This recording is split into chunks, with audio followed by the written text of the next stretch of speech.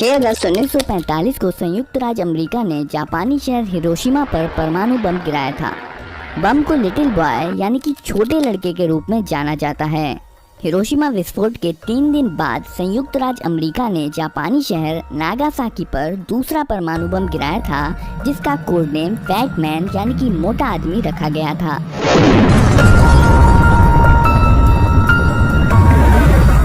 Hiroshima बम little boy में 15 kiloton विस्फोट करने के लिए 64 किलोग्राम समृद्ध यूरेनियम का इस्तेमाल किया गया था।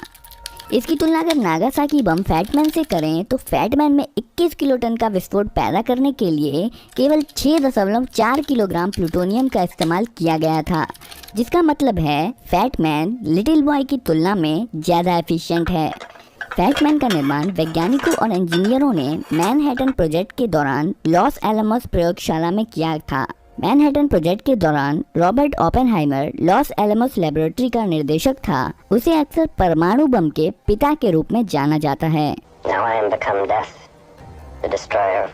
बम की लंबाई 128 इंच की थी और इसका डायमीटर 60 इंच का था और इसका वजन लगभग 4.5 टन का था। इसके साइज का अंदाजा लगाने के लिए यहाँ पर एक आदमी को खड़ा किया गया है।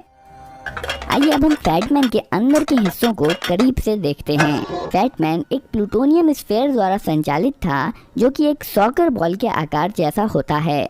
इस गोले का वजन मात्र 6.4 किलोग्राम था, लेकिन यही स्फीयर भयानक विस्फोट के लिए जिम्मेदार था। प्लूटोनियम के अंश प्राकृतिक रूप से पाए जाने वाले यूरेनियम की खदानों में पाए जाते हैं। प्लूटोनियम एक रेडियो एक्टिव मेटेलिक एलिमेंट है, जिसकी खोज 1940 में हुई थी। प्लूटोनियम स्फीयर विस्फोटक पदार्थों से घिरा हुआ रहता है। ये विस्फोटक लेंसेज हैं। यह एक विशेष आकार का चार्ज है जो 60% RDX और 40% TNT से मिलकर बना है। बम में 32 ब्रिज वायर डिटोनेटर्स लगे होते हैं, जिन्हें एक्सप्लोसिव लेंसों पर लगाया जाता है। बम के एक तरफ 24 वोल्ट की बैटरी लगी होती है, जो फ्यूजिंग सिस्टम से जुड़ी होती है। 9 अगस्त 1945 सुबह के समय बोइंग B-29 सबर्ट फोर्ट्रेस ने फैटमैन के साथ टिनयान से टेक ऑफ किया।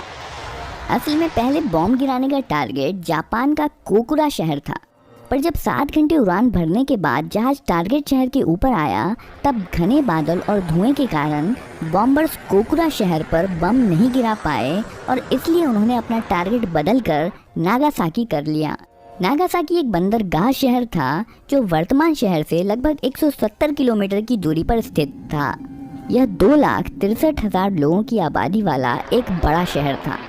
लगभग 17,000 फीट की ऊंचाई से फैटमैन को नागासाकी पर गिरा दिया गया। 47 सेकंड बाद फैटमैन लगभग 1600 फीट की ऊंचाई पर पहुंच गया। बम पर लगे हुए RG एंटीना द्वारा सिग्नल छोड़े गए, जिससे विस्फोट की सही ऊंचाई का पता लगाया गया।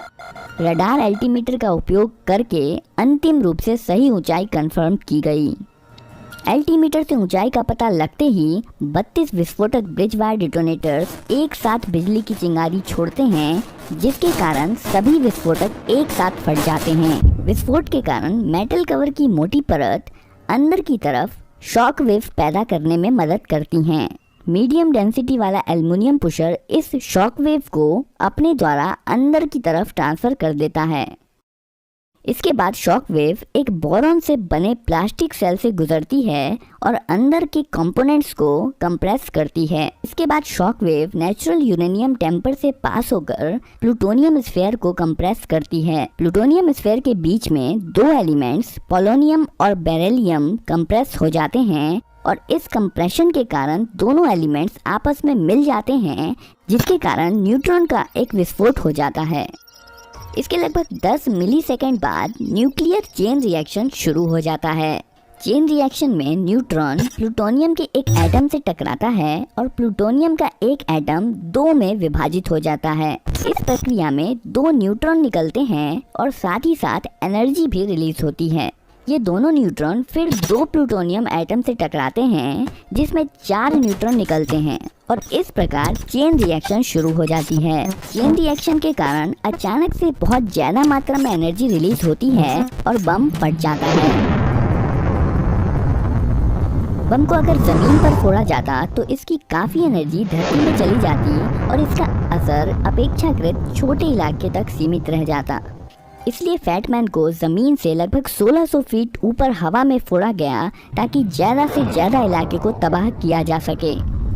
इस बम धमाके में लगभग 40,000 लोग मारे गए और जहां पर बम विस्फोट हुआ था उसके 8 स्क्वायर किलोमीटर के भीतर लगभग हर इमारत नष्ट हो गई।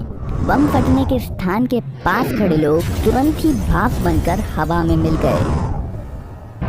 क्षति मुख्यतः 3 कारणों से हुई। पहला विस्फोट, दूसरा आग और तीसरा रेडिएशन।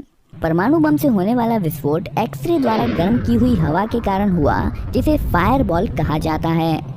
फायरबॉल एक बेहद गर्म और अत्यधिक चमकदार विशाल हवा और गैस का गोला था जिसने शुरुआत में ध्वनि की गति से भी ज्यादा स्पीड से सभी दिशाओं में शॉक वेव पैदा कर दी थी।